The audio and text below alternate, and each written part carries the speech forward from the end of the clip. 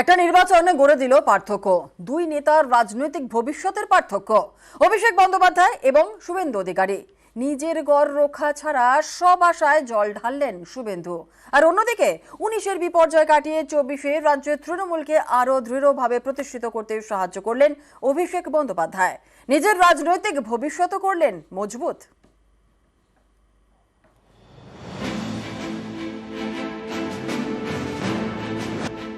24-এ ফের বঙ্গে বিজেপির বিপর্যয়। এটাই পার্থক্য করে দিল বাংলার দুই নেতার রাজনৈতিক ভবিষ্যতে।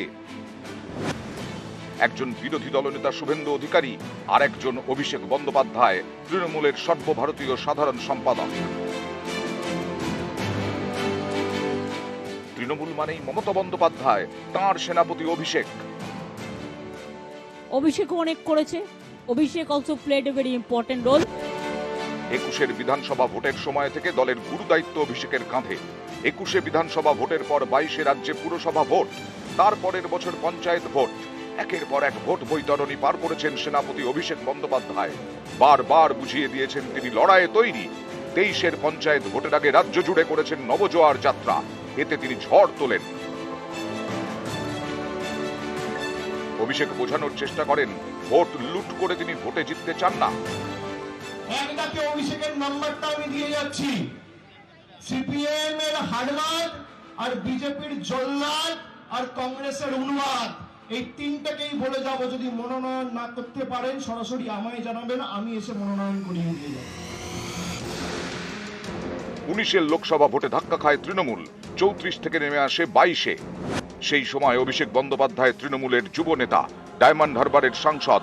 সেই কঠিন পরিস্থিতি থেকে দলকে ঘুরে দাঁড় করাতে ময়দানে নামেন অভিষেক, করেন একের পর এক কর্মসূচি। সেনাপতি হিসেবে তিনি কোমর বেঁধে ঝাঁপান। এই ভোটে বাংলা জয়ের স্বপ্ন দেখেছিল বিজেপি, কিন্তু তা খান খান হয়ে যায়। 21-এর বিধানসভা ভোটে তৃণমূল ডাবল সেঞ্চুরি করে। এর 3 বছর পর আবার বড় লড়াই। 24-এর লোকসভা ভোট, আবারও ময়দানে নেমে পড়েন অভিষেক।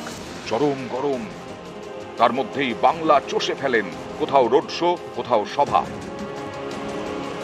আমি নিজে পূর্ব মেদিনীপুরে থাকবো, আপনারা চিন্তা করবেন না, আপনারা বুক চিপিয়ে লড়াই করুন। 1 শতাংশ জমি এই বিজেপির গদ্দারদের ছাড়বো না। প্রত্যেকটা পঞ্চায়েত সমিতি, জেলা পরিষদ বুক চিপিয়ে লড়াই করে আগলে রেখে আমরা আগামী দিন লড়াই করব। কেউ 1 শতাংশ জমি নিজের বুকে ছাড়বেন না। এই পূর্ব মেদিনীপুর থেকে আগামী দিন সংকল্প নিতে হবে, যে কটা চারিপাশ আবর্জনা রয়েছে এদের ঝেঁটিয়ে বিদায় দিয়ে গঙ্গায়, একদম দীঘার সমুদ্রে ফেলে দিতে হবে। ঝাঁপিয়ে পড়ে লড়াই, শেষমেশ ফুটল ফুল, বঙ্গে ফের জোড়া ফুলের দাপট।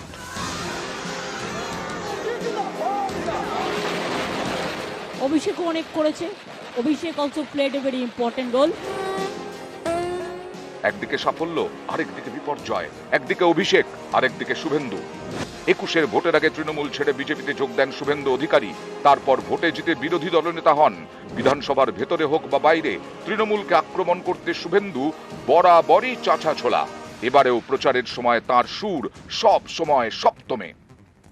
কথা দিলাম 30-এর বেশি পদ্ম, পিসিমণি জব্দ। 26-এ ভোট নয়, 24-এই বাই বাই। শুভেন্দুর কাছেও এবার 24-এর ভোট ছিল বড় পরীক্ষা, কারণ বিজেপি নেতৃত্ব তার উপরই ভরসা করেছিল। কোথায় কি কর্মসূচি হবে, সেই থেকে শুরু করে কোন কেন্দ্রে কে প্রার্থী হবেন, সব কিছুতেই গুরুত্ব পেয়েছে শুভেন্দুর মতামত। কিন্তু 24-এর ভোটে নিজের গড় রক্ষা ছাড়া সেভাবে দাগই কাটতে পারেনি কাঁথির শান্তিকুঞ্জের মেজ ছেলে। 21-এর পর 24-এও বঙ্গে জোর ধাক্কা খেল বিজেপি। আবারও ঘাসফুলের ঝড়ে পদ্মের স্বপ্নভঙ্গ। এই ফল শুভেন্দু অধিকারীর রাজনৈতিক ভবিষ্যৎকেও প্রশ্নের মুখে ফেলে দিল। কিন্তু বিজেপির এইরকম ব্যর্থতার পরেও দায় নিতে নারাজ শুভেন্দু অধিকারী।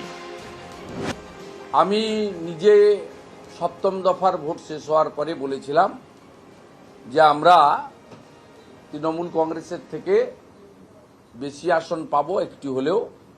একই কথা আমাদের মাননীয় রাজ্য সভাপতি বলেছিলেন।